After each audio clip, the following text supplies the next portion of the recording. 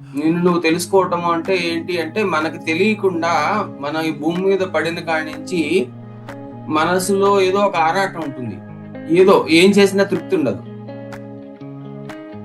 ఏమి సాధించినా తృప్తి ఉండదు.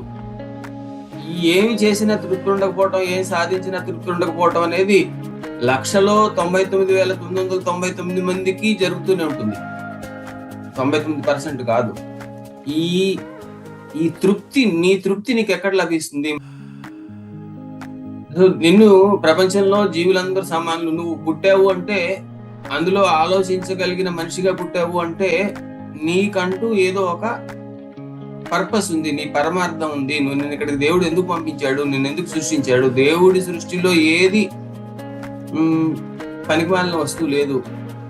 పనికిమాలిన వస్తువే లేనప్పుడు పనికిమాలిన జీవి లేదు. పనికిమాలిన జీవే లేనప్పుడు పనికిమాలిన మనిషి లేడు. పనికిమాలిన మనిషే లేనప్పుడు నువ్వు కూడా పనికిమాలిన వాడివి కాదు. You have a specific purpose which you only consider.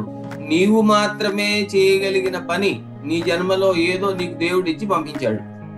ఆ నీవు మాత్రమే చేయగలిగిన పని ఏది, అది నువ్వు తెలుసుకోగలిగినప్పుడు నిన్ను నువ్వు తెలుసుకున్నట్టు అవుతుంది.